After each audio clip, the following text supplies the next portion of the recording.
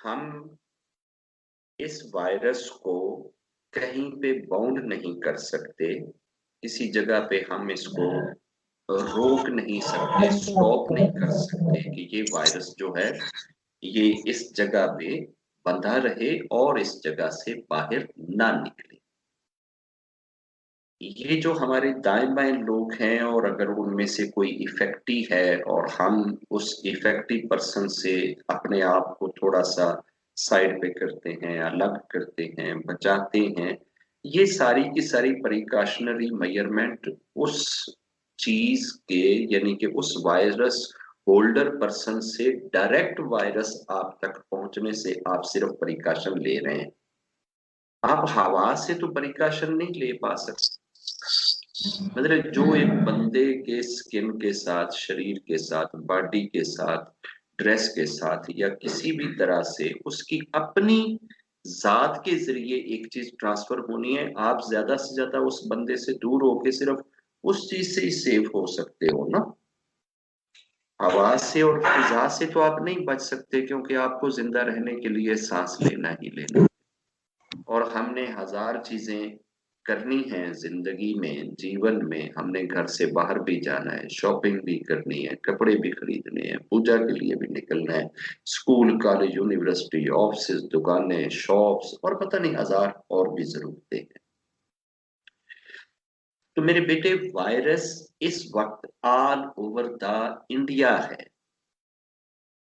इसका मतलब ये नहीं कि हमारे दाएं बाएं अगल बगल में जो देश हैं वो सारे फ्री ऑफ वायरस हैं।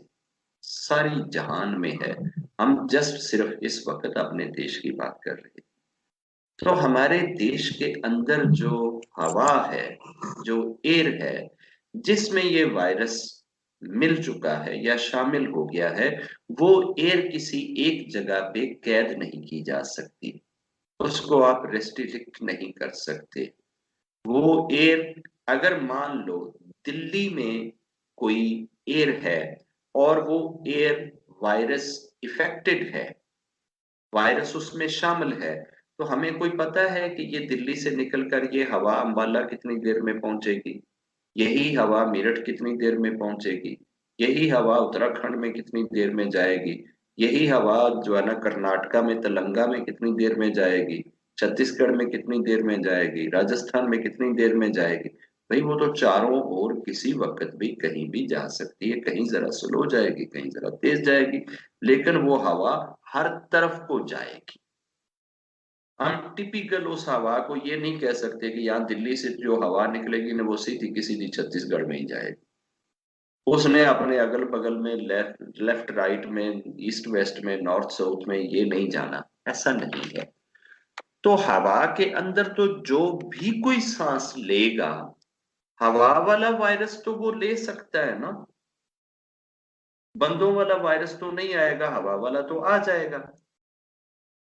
अब बहुत सारे लोग ऐसे हैं कि जिनकी इम्यून पावर, जिनकी शक्ति, प्राणों की शक्ति, स्ट्रोंगनेस, मुदाफियाती निजाम, डिफेंसिव सिस्टम इतना स्ट्रांग होता है कि महीना महीना, दो दो माह उनके अंदर वायरस रहता है, ना उनको जरा सा भी कभी टेम्परेचर हुआ, ना उनको फीवर हुआ, ना उनको कफ हुई, ना उनको कुछ हुआ, लेकिन वो चलते फिरते वायरस के ट्रांसपोर्टर बने हुए।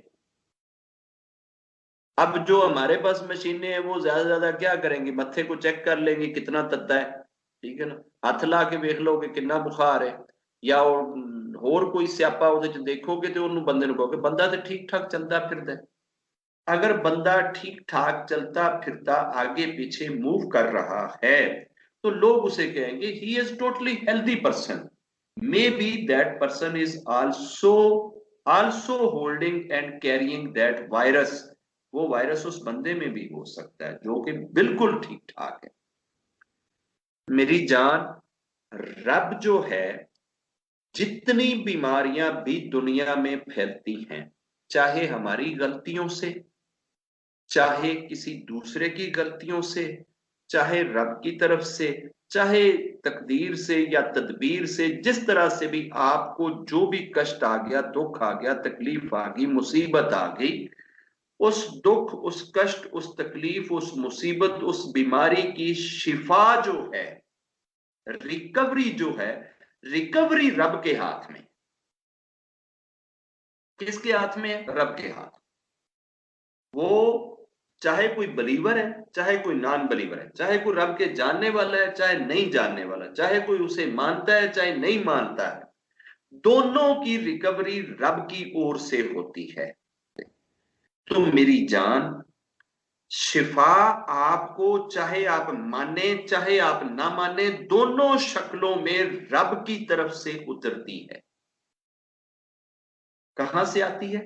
रब की तरफ से। शिफा रब देगा तो मिलेगी, रब नहीं देगा तो नहीं मिलेगी। चाहे वो किसी मेडिसिन की तदबीर से मिले, चाहे वो किसी फकीर की दुआ से मिले, चाहे वो किसी देसी तरीके से मिले, चाहे वो किसी के टोटके से मिले, चाहे वो किसी भोजन से मिले, चाहे वो किसी खुराक से मिले, चाहे वो किसी केयर से मिले, चाहे वो सूर्या के नीचे बैठने से मिले, जहां से मर्जी आए, देने वाला दातार सिर्फ ऊपर है, नीचे सारे मीडियम है। वो मीडियम कोई भी यूज कर सकता है आपको वो चीज पहुंचाने के लिए। उसने खुद को छुपाना है, वो कैसे भी छुपा सकता है। वो चीज उसने आप तक पहुंचानी है, वो पहुंचा सकता है, किसी भी तरीके से पहुंचा दे। तो अब होना क्या चाहिए? शिफा के लिए क्या होना चाहिए? शिफा के लिए हमारा रब से राबता होना चाहिए, रब से कंटेक्ट होना चाहिए, रब से हमारी कनेक्टिविटी होनी चाहिए, क्योंकि शिफा वो देने वाला। आपने सबने, वो जो लोगों ने घरों के अंदर वो एक एक्वेरियम रखा होता है जिसके अंदर लोग मछलियां छोड़ देते हैं, वो देखा होगा आप में से। मछली बेचारी जो उसके अंदर फिरती है, भोजन को ढूंढने के लिए कभी उधर जाके पत्थर को मुंह मारती है, कभी शीशे को मुंह मारती है, कभी ऊपर मुंह मारती है, कभी नीचे मुंह मारती है। जितना मर्जी वो ढूंढती रहे भोजन को, भोजन कहां से आता है? जब तक वो इक्वेरियम का मालिक उसके किसी सुराख के अंदर से उस मछली के लिए भोजन अंदर नहीं छोड़ता, मछली को भोजन नहीं मिल सकता। वो बाहर निकल कर इक्वेरियम से कहीं से भोजन नहीं ला सकती। भूख मिटाने के लिए क्या है? आप जब उसके अंदर को खाने की चीज डालेंगे तो वो उसके पेट में जाएगी, वो खाएगी, तो फिर जाके आप ये कह सकते हैं कि उसकी भूख है। अब डालने वाला अगर डाले ही ना, तो अंत क्या होएगा? 2 दिन, 4 दिन, 5 दिन, 10 दिन, 20 दिन, मछली कितनी देर सरवाइव करेगी? जब भोजन ही नहीं आप डाल रहे, तो एक दिन आएगा कि मछली का अंत हो जाएगा, मछली का एंड हो जाएगा, वो मर जाएगी। ऐसे ही जिंदगी, हेल्थ, सेहत, स्वस्थ, ये चीजें रब के हाथ में है। रब आपको बख्शेगा तो मिलेगी। रब अगर हेल्थ नहीं बख्शता, हेल्थ अता नहीं करता, हेल्थ देता नहीं, तो हेल्थ कहीं से नहीं आएगी। अब रब का जो निजाम है वो इतना परफेक्ट, एक्यूरेट, फास्ट, तेज और कैलकुलेटेड है कि ऐसा निजाम दुनिया में कहीं कोई और क्रिएट ही नहीं कर सकता जैसा निजाम रब का है। हर चीज, हर चीज में, आपकी हेल्थ के अंदर भी, आपके शरीर के अंदर भी, आपकी सेहत में भी एक ऐसा डिफेंसिव सिस्टम रब ने रखा है ह्यूमन बॉडी के अंदर, कि वो डिफेंसिव सिस्टम जब भी कभी कोई वायरस आपकी आंख के जरिए आप में इंटर होने की कोशिश करे, आपके नाक के जरिए इंटर होने की कोशिश करे, आपके सांस के जरिए, आपकी स्किन के जरिए, आपके किसी भी बॉडी पार्ट से जब कोई भी वायरस जो एंटी ऑफ बॉडी है, जो आपकी बॉडी के खिलाफ है, आपके शरीर के, आपके सिस्टम के खिलाफ है, अगेंस्ट है, वो जिस वक्त एंट्री मारता है, आपके अंदर जो खुफिया पुलिस है, जो खुफिया डिफेंसिव सिस्टम है आपका, जो रब का बनाया हुआ है आपको सरवाइव रखने के लिए, वो डिफेंसिव सिस्टम फौरन उस वायरस को डिटेक्ट करता है, उसको पकड़ता है, उसके साथ जाकर लड़ाई करता है, उसको मारने की, भगाने की कोशिश करता है। ये वाला जो वायरस है ना, ये कोरोना वायरस, इसके खिलाफ जो इंसान का इम्यून सिस्टम है ना, जो डिफेंसिव सिस्टम जो रब ने आपके अंदर रखा है, ये जस्ट 1 सेकंड से 3 सेकंड के अंदर अंदर या उसको आर कर देता है या पार कर देता है। आपका फैसला जस्ट 3 सेकंड में हो जाता है। 3 सेकंड में बहुत लंबा सारा टाइम दस रहे हैं, इन्नी देर भी नहीं लगती ਤੁਹਾਡੇ डिफेंसिव सिस्टम ਨੂੰ ਇਸ ਦਾ तिक्का पांचा करने ਦੇ ਵਿੱਚ। इतनी देर के अंदर ही इस वायरस का कबाड़ा हो जाता है, इसका तिक्का पांचा हो जाता है। ये गोल रिंग की शक्ल में, ये गजरा आप पहनते हैं, चूड़िया पहनते हैं, इस तरह से इसकी रिंग की शक्ल, गोलाई की शक्ल है। अगर कैंची से आप उस चूड़ी को 2 जगह से काट दें, आप वो चूड़ी के टुकड़े तो आपके पास हैं, क्या ये टुकड़े आपके हाथ पे कलाई पे जमे हुए रह सकते हैं?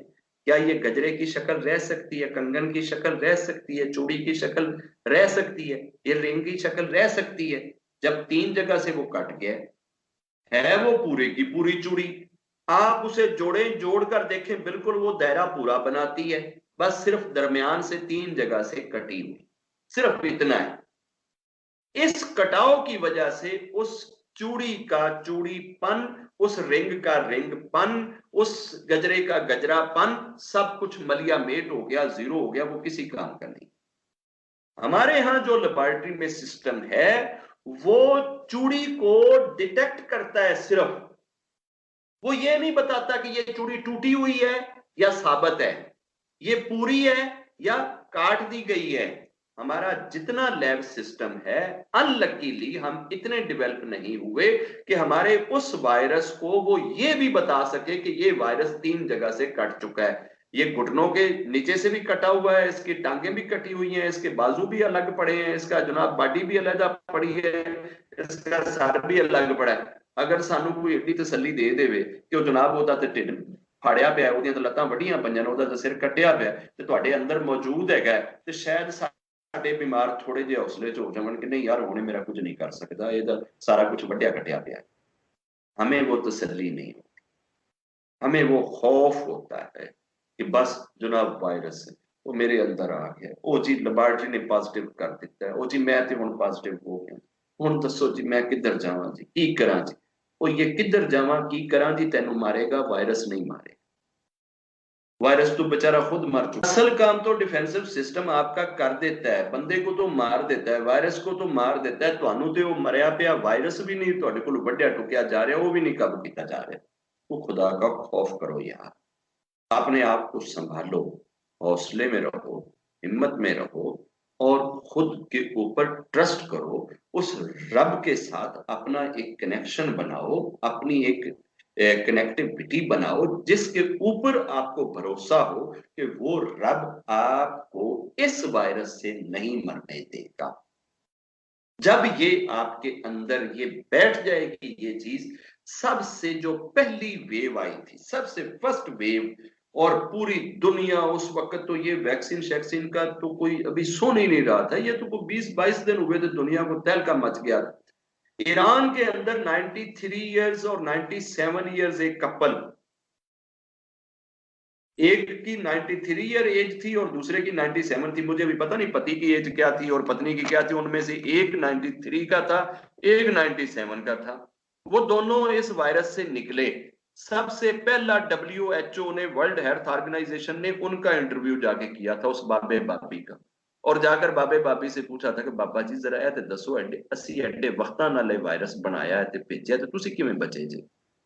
तो उन्होंने कहा जी हमने ये रब से बात करी थी कि रब्बा तू बड़ियां बहारां दिखाइयां ने, ਅਸੀਂ 17-18 ਸਾਲ ਤੋਂ ਤੇਰੀਆਂ ਬਹਾਰਾਂ ਦੇਖਣ ਡਏ ਨੇ, ਇੰਨੀਆਂ ਖੁਸ਼ੀਆਂ ਅਟੈਂਡ ਕੀਤੀਆਂ ਨੇ, ਇੰਨੀਆਂ ਚੀਜ਼ਾਂ ਤੂੰ ਦਿਖਾ ਦਿੱਤੀਆਂ ਨੇ, ਹੁਣ ਐਂਡ ਤੇ ਆ ਕੇ ਤੇ ਤੂੰ ਇਸ ਵਾਇਰਸ ਦੇ ਜ਼ਰੀਏ ਸਾਨੂੰ ਮਾਰੇਗਾ, ਅਸੀਂ ਇਹਦੇ ਨਾਲ ਕੋਈ ਨਹੀਂ ਆਣਾ ਤੇਰੇ ਕੋਲ, ਸਾਨੂੰ ਬੁਲਾਣਾ ਹੀ ਤੇ ਕੋਈ ਹੋਰ ਕਿਸੇ बहाने ਨਾਲ बुला ਲਈ, ਇਹ वायरस नाल ਅਸੀਂ नहीं आना तेरे को।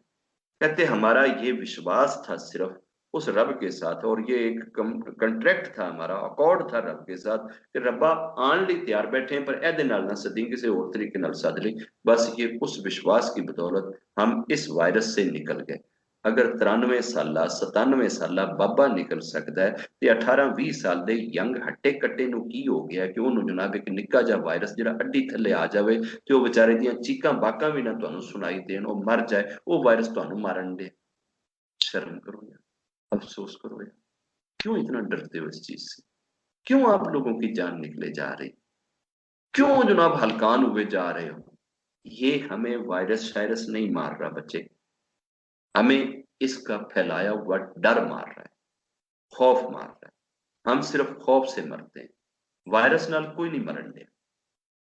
ਇਹ ਵਾਇਰਸ ਸ਼ਾਇਰਸ ਤੁਹਾਡਾ ਕੁਝ ਨਹੀਂ ਕਰ ਸਕਦਾ, ਸਿਰਫ ਤੁਹਾਨੂੰ ਇਸ ਚੀਜ਼ ਦਾ ਖੌਫ ਮਾਰਦਾ ਹੈ, ਖੌਫ ਡਰ ਮਾਰਦਾ ਹੈ, ਡਰ, ਇਸ ਡਰ ਨੂੰ ਮਾਰ ਦਿਓ। ਜਦੋਂ ਡਰ ਮਰ ਗਿਆ ਤੇ ਇਹ ਵਾਇਰਸ ਤਾਂ ਵਿਚਾਰਾ ਪਹਿਲੇ ਅੱਧੇ सेकंड ਦੇ ਵਿੱਚ ਹੀ मर जाएगा। अब हमारे यहाँ जो लैब्स हैं इनका भी काले धन का बिजनेस है, इनके जो ऊपर बैठे हुए हैं उनका भी खरबों का बिजनेस है, और मेडिकल माफिया टोटली जिनका है उन्हीं की ये फैलाई हुई बीमारी है। उन्होंने बीमारी फैला के या बीमारी के टेस्ट करा के या बीमारी की दवाई दे के हर सूरत से निकालना आपकी जेब से पैसा ही। उनका मकसद सिर्फ आपसे धन निकालना है, चाहे ਤੁਹਾਨੂੰ ਬਿਮਾਰ ਕਰਕੇ ਤੁਹਾਡੇ ਕੋਲੋਂ ਕੱਢਣ, ਚਾहे ਤੁਹਾਨੂੰ ਦਵਾਈ ਦੇ ਕੇ ਤੁਹਾਡੇ ਵਿੱਚੋਂ ਕੱਢਣ, ਤੇ ਚਾहे ਤੁਹਾਨੂੰ ਲੈਬੋरेटरी ਦੇ ਟੈਸਟਾਂ ਦੇ ਜ਼ਰੀਏ ਤੁਹਾਡੇ ਵਿੱਚੋਂ ਕੱਢਣ।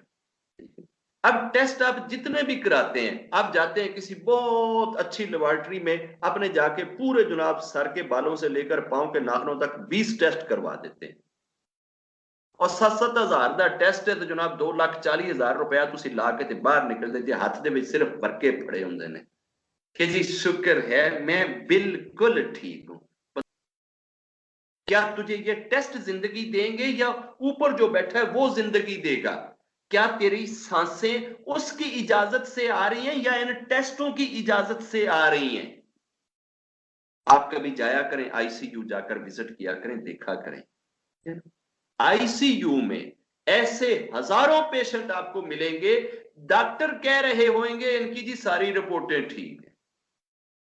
अच्छा भाई सारी रिपोर्टें ठीक जी, इन्हां दी सारियां रिपोर्टां ठीक ने, ते बंदा क्यों मरिया सानू नहीं। तो यार जिसने मारना है, जिसने मौत को भेजना है, वो तेरियां रिपोर्टां पूछेगा तेरे को कि पुत्र दस तेरियां तो सारियां रिपोर्टां ठीक ने, हुण तैनूं दस मैं मारां कि ना मारां।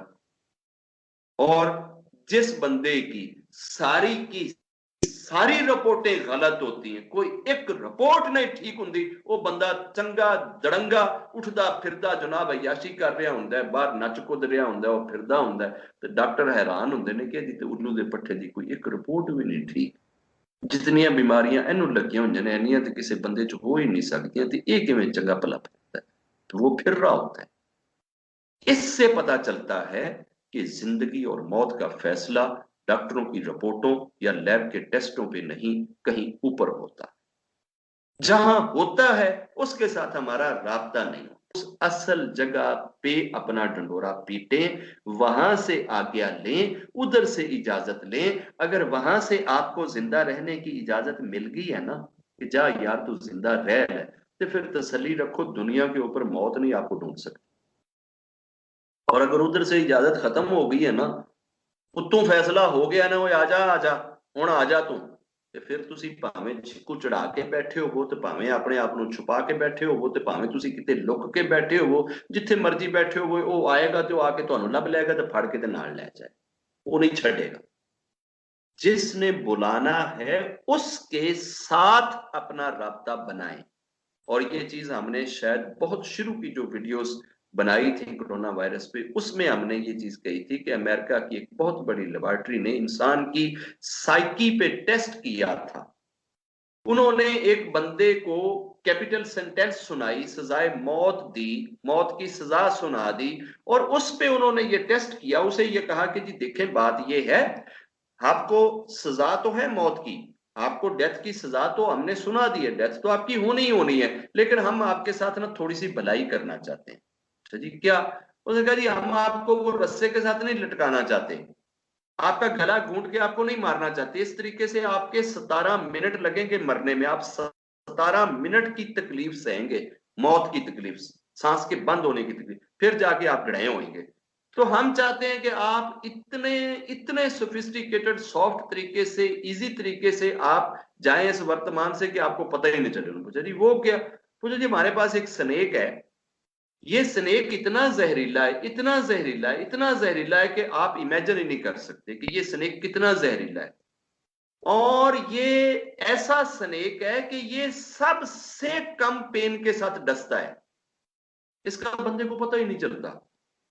इतनी जरा सी दर्द होती है कि जैसे कोई जरा सी सुई चुभ जाए या मच्छर काट ले, बस इतनी सी दर्द होती है, इससे ज्यादा दर्द ही नहीं होती।